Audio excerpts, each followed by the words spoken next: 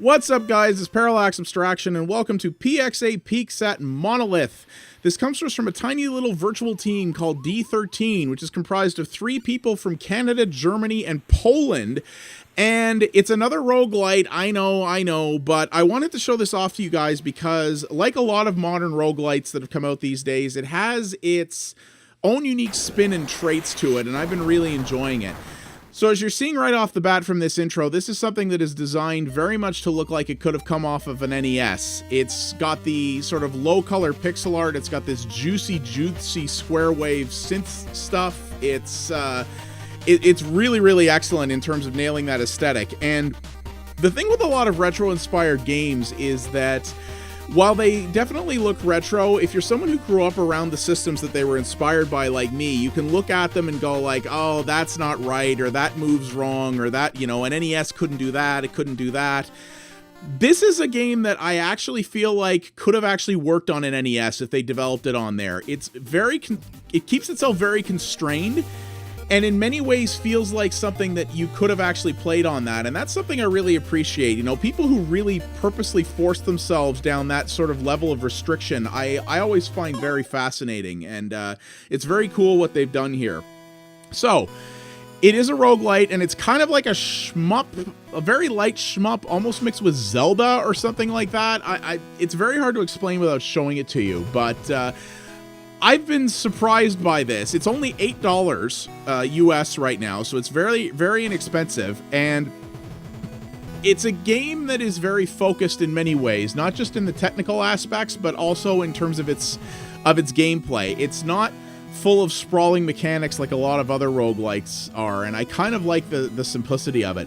So you can play with either the keyboard and mouse, which you can see I'm doing here. You move with WASD and you aim with the mouse. You can play with a controller as well, though I find the aiming response is not nearly as snappy on a controller, so I'm preferring it this way, but it does work with both. And alright, here we go. So it's a roguelite, so the dungeons that you're going into are procedurally generated, so they will be a little bit different every time. The way in which you'll go, the layouts will be different, the different challenges that you'll face will randomize quite a bit every time. You'll fight they'll fight the various bosses of the game in different orders.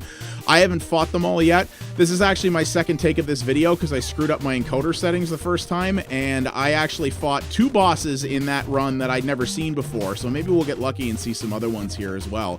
I'm not sure how many levels there are. I believe it's either 5 or 7. But the game gets very challenging very quick. I've never gotten past the 4th level before. So you see here, you're going to go through the different things. You'll fight. Every room has a mini boss room, and you have to beat that room, and in later levels there's more of them. You have to beat all of those before the door to the final boss that completes the level unlocks.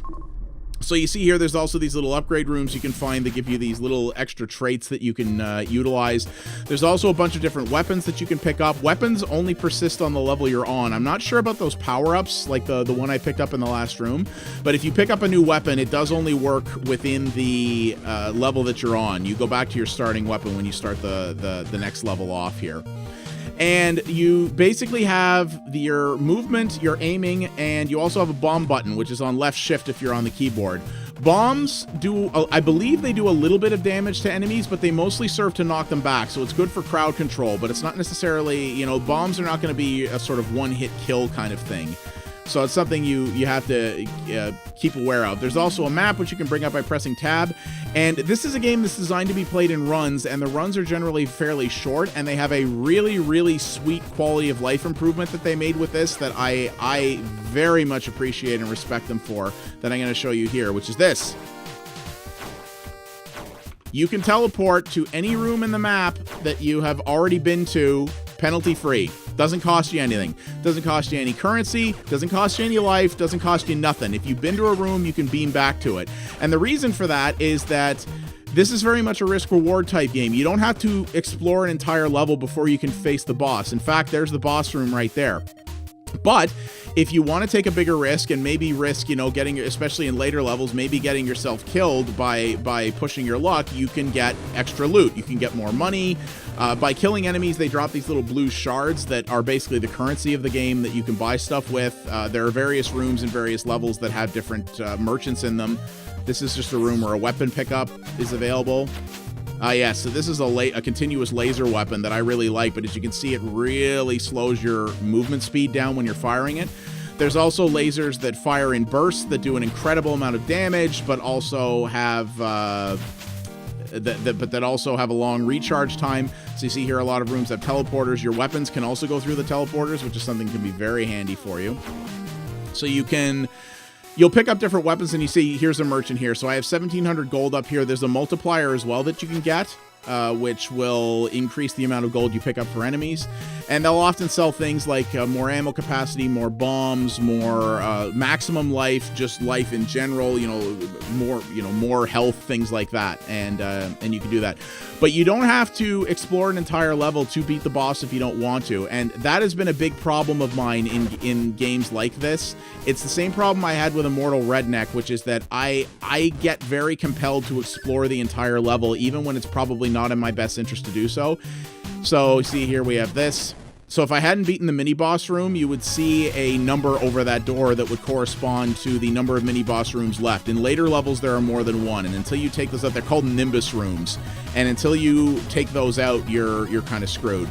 So this is a boss here. There are a bunch of different bosses that you'll face, and you will face them in different orders, but in the first level, they're relatively straightforward, especially when you have a high-powered gun like that. So I took him out, I got a pile of money, and he dropped 3 power-ups. So that gives me 20% ammo, that gives me another bomb, and that gives me another piece of health. And off I go to the next level. So yeah, it can behoove you if you're in good shape to explore an entire level for all the loot, but sometimes you really do want to leave some stuff on the table if it means getting through the boss more easily and getting to the next level, and I'm very bad about that. I obsess about exploring every level, and I really shouldn't because I know that's a bad idea. So, and the other problem is, too, that I also had with Immortal Redneck is that in Immortal Redneck, you may recall there were secondary powers that you could use, and I was always terrible about actually remembering to use them, and that always put me at a disadvantage. I had the same problem in this game with bombs. I don't use bombs nearly enough, and if I did, it would probably make things a lot easier on myself. Again, that has nothing to do with the game whatsoever. That is purely a failing of me. But it's something you definitely want to be cognizant of. That's something you really need to make sure that you do if you want to maximize your run of this.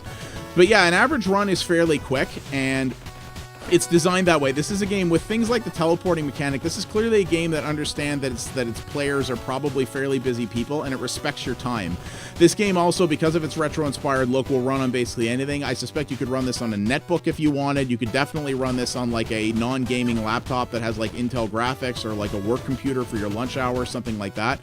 And games like this I often like because they're very good for people like myself who don't, who don't have the ability to carry around a gaming laptop. And when I'm at work on my lunch break, maybe want to just sit down and play a short roguelike for 15-20 minutes or something like that when I don't have access to my main system. And this game very much does that. It works very well. I'm not sure if it has cloud saves on Steam. I believe it does. I certainly hope it does. And I think that it's very good for that. So, but I'm really showing you this here. There's a great variety of enemies in this. There's a pretty good diversity of enemies and room types and hazards and things like that. But as you can see, unlike games like, say, like Immortal Redneck or something like Ziggurat, this game is very focused. Every room is a combat challenge room. You enter the room, the door's locked. You can't leave the room until you take out all the enemies. You take out all the enemies, you move on.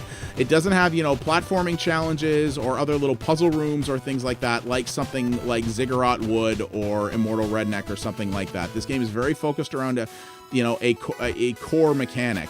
And I don't have a problem with that, honestly. I think that's a very good thing. Some games, a lot of games do, spin multiple plates and juggle multiple things and do it fairly well, don't get me wrong. But I also like games that sometimes just choose to narrow their focus down and say, okay, we're going to do this, and we're going to make sure that this is really, really good. And that's very much the case here. This game was apparently in development for 5 years, which may make you raise an eyebrow when you see that it was made by 3 people, and that it's fairly simplistic, at least in a technical nature. But it's also very polished. It's clear that they put a lot of time and effort into this to make it the best, the best that they could do in the genre they were going for. And I always very much respect that. This does feel like something that was made out of a labor of love. And what I like is that this doesn't just feel like an NES game. It feels like, let's do that. it feels like a game that you would have seen by particular companies on the NES. Like it does have a little bit of a Zelda vibe, only there's no overworld or anything like that, but it does have a bit of a Zelda vibe from the dungeon perspective, you know, with the single screen type thing and finding your way around and whatnot. But the aesthetic of this, and especially sort of the like kooky creature, like that weird cat thing that's in your home area, it feels very much like a game that you would have seen out of certain Japanese developers, particularly somebody like Sunsoft or something like that. You know, most people remember Sunsoft for games like Blaster Master and the original good 8-bit Batman games and things like that. And they made actually a lot of titles like this, and so did a lot of other companies. And this type of game predominantly came out of Japan, and it very much feels like that's where their inspirations were drawn from. And that's a cool thing, because while, I mean, roguelites were not, and roguelikes were not really a thing on systems like the NES, but a lot of the core mechanics in this do play like games that you would have seen from those developers on those systems. It does, as you can see here, this boss is getting quite a bit more complicated. There we go. And it does definitely feel like something that those guys would have done, except if you were playing, say, a Sunsoft game like this on the NES, it probably would have had, you know, a live system or something like that. It wouldn't have been, you know, one life only, when you're dead kind of thing. That's very much something that you get out of this. So you see here as well, using the dash here is also a very good idea when you have this crazy number of enemies. The dash does not give you iframes, so that's something you have to be careful of. The dash can help get you out of tight situations, but dashing through enemy stuff is not going to save you, at least not all the time. So that's something you want to be very careful of. If it does give you iframes, then it only does in very specific circumstances, because I haven't seen that. Oh, look, if I'd taken those out, I probably would have done a little bit better there. So, and there are some environmental hazards like water and things like that. One thing that this does is that while this doesn't have slowdown like you would have seen on an NES, which, to be frank about it, I don't mind that. I think some things, while, you know, a little bit endearing, are probably best left in the past.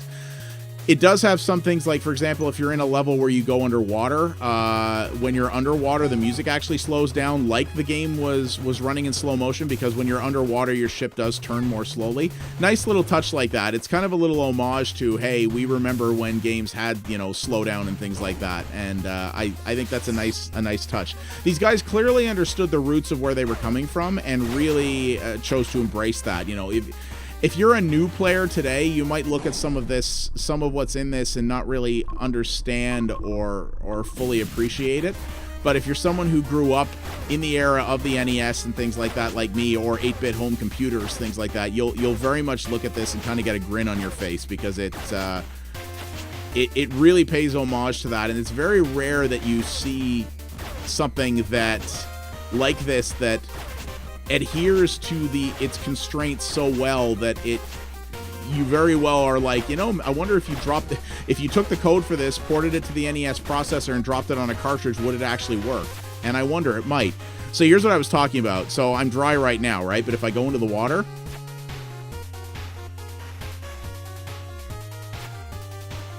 see, I like that. I think that's really cool. So if I only had one complaint about this game, or at least from a technical end, the one thing I really hope they could do, because I would think, I ain't no programmer or nothing, but that I think they could patch in, that would be really cool, is, so as you can see, this game is very much a 4x3 game, and it's constrained even within that context. And the one thing I hate is that, so you see, you've got here, they've got different screen modes, resolution, you can change your cursor to different kinds of things. You can adjust the shaky cam. It's got a photosensitivity mode, which tones down the flashing effects, very much like that. The upper UI actually has like an 80s monitor style flicker, which I actually like, but I'm turning it off because it kind of wonks up the video encoding. You can make it kind of look like a CRT. You can add your own scan lines. You can do all this cool stuff like this, but the one thing I really wish this had is a lot of, you've seen me talk about this in the distant past, a lot of arcade collections that have games that play in a vertical orientation like this give you an option to rotate things 90 degrees, so that if you have a monitor that easily rotates, you can turn the thing sideways so that it actually does fill your screen, because your monitor is being oriented vertically, which is how the game plays. I have a monitor that could do that. I don't know why they didn't put that in here. I don't know. Like I said, I'm no programmer, but it feels to me like that isn't something that wouldn't have been that hard to add. I would really love them to do that, because obviously not everyone has an easily rotating monitor, but some people do, like me, and I would totally play this game at 90 degrees if I could just turn my monitor and have it actually fill the screen. I think that'd be fantastic, and I'd love to see an option like that. So I died there, obviously, as you can see. So it totals up the enemies, the rooms, and the score. It shows you what enemy killed you, and it will keep a record of a high score. So if you pass your high score, it will actually say that here. I didn't do that, obviously. And that's the end of my run. And now I come back to my home base, and here we are. Sometimes extra characters like this will show up in here. This guy I don't know why. This guy, every time I've seen him, has been elusive. And then you have this cat guy here, who is sort of the guy who's always here. So he'll give you some advice. Usually he'll tell you something about the enemy that killed you, give you a little backstory for it, possibly some tips to taking it out, as you can see here, which is pretty handy. So, and you see he'll tell you some different things. So he gives you little tips. One of the things I like about this is that the tutorial in this is very, very basic. It gives you the basic movement commands and then drops you in and says go. You have to figure out a lot of stuff in this, like what the different power-ups do, what the different rooms are, what the different weapons are like, things like that, or you have to solicit that information from this guy. You have to really learn on your feet, and I like games that do that, and this one very much does. So this is where the roguelite part of it comes in. So this is the only bit of persistent progression between each level. It sort of keeps a track of all the total amount of money that you've accumulated, and you can buy these larger scale permanent power-ups. But again, you're not buying power-ups, you're buying the ability for these to appear in the world. So you can buy extra weapons here, different classes of weapons, things like that, different kinds of bombs. And as you can see, they're very expensive. You know, I've been playing for a few hours and I've only bought a couple of items here, and it takes quite a while to get the total amount of this. So this is, you know, if you want to buy everything, it's going to take you quite some time. And that's the thing, is this is a game that even completing one run of this would probably take quite some time.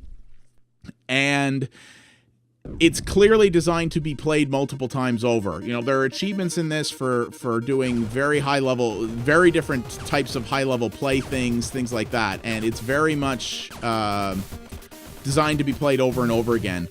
And honestly, it's pretty damn good value if you ask me for that. This game is $8 US. You know, games like Immortal Redneck and Ziggurat are $20, and while they have a lot more content and they look a bit more modern, you know, that one of the things I like about this is they know that they don't necessarily have the number of depths and systems and other things that those games do. But they knew what they were going for here. They're doing, you know, a smaller number of things very, very well, and they priced it appropriately. I dare say even better than that. I think this game would be well worth something like $15 or whatnot, but they're only charging $8 US, which is frankly really impressive for what it's got. You know, I put a fair amount of time into this already. This game does get very hard, so if you're not someone who likes the difficulty of a roguelike or a roguelite, then this may not be for you, in the same way most other games in that genre are probably not for you. Oh, this is the three-way laser. This is a good one. So as you can see here. Gotcha. Nice. So yeah, it is yet another roguelite, but the thing that I love about how many roguelites are coming out lately is a lot of the ones that I've played, at least, have been really going out of their way to try to differentiate themselves. They all have different and unique mechanics and different methods of play and different whole genre designs in general. Some of them are first person, some of them like this are more almost more shmup-like sort of a shmup combined with Zelda. You know, they really do they're really mixing things up, and I really appreciate that. They're not all just trying to carbon copy each other, which is something we see in so many other genres, even in the indie space. And this one really stuck out to me. I love its look. I love the way it sounds. I love how they very clearly have kept themselves within very tight technical and design constraints. And you know, despite the fact that this crew has been working on this for 5 friggin' years, they're only charging $8. It's a real steal, and it's a game that really feels like it was made with passion. You know, they knew what their source material was, and they wanted to make something that was very much an homage and a tribute to that, that sort of lovingly adheres to that. And I really think that's exactly what they did. And I've been having a ton of fun with this. This is another one of those games that I'm going to keep playing well after I'm done covering it, I think. You know, it'd be nice if I could do a complete run of it. So I took out a boss there. They dropped 3 different power-ups. You see, there's different power-ups that give you more life, different numbers of bombs, greater ammo, things like that. Increase your weapon power, etc., etc. So, and it's something that's very much designed to learn as you go. You know, I still haven't learned everything about this yet, but it doesn't need long, wordy tutorials. It's designed so that you can learn it as you go, and I have been. It's not hard to pick up. But it's a very, you know, easy to learn, hard to master title, and I've really liked it. This is something that wears its inspiration on its sleeve, but it does them very proud. I think it's really good. And if you're not sure about it, I mean, other than the fact that there is a Steam refund policy, these guys also do have a demo of the game available on itch.io. So you can actually give it a try completely for free if you're not sure, if my video hasn't convinced you one way or the other yet. But I can tell you that as someone who is a fan of both these retro-inspired games and sort of this general genre, I've been having a real good time with this, and I'm hoping to play quite a bit more of it. It is available on Windows PC. Their website says Linux as well, though they don't list that on the Steam page, so I don't know, maybe Linux is only available on itch or something like that. I hope they get the opportunity to bring this to more places. You know, the Mac would obviously be good. I think this would be a great game on the Vita or even the Switch, something like that. This game, it can be short enough that it would be great to play in short bursts in a portable setting like that. I would absolutely play this on something like the Switch. I think it'd be great for that. So I hope they get a chance to do that, but I've been really enjoying it. So yeah, that's Monolith, developed and published by Team D13 in 2017. It is $8 available on Steam, and I believe also on itch.io. And I mean, it is what it is. You've definitely this, like I said, it wears its inspirations on its sleeve, and you guys have definitely seen what it's like. But I've been having a good time, and I think you guys will too if you're into this kind of stuff. Thanks for watching, everybody. If you liked what you saw here, please consider liking the video and subscribing to the channel. That does help me out a great deal. If you want to watch something else, check out the videos on screen now, and don't forget to follow @PXA Media on Twitter to find out about new stuff first.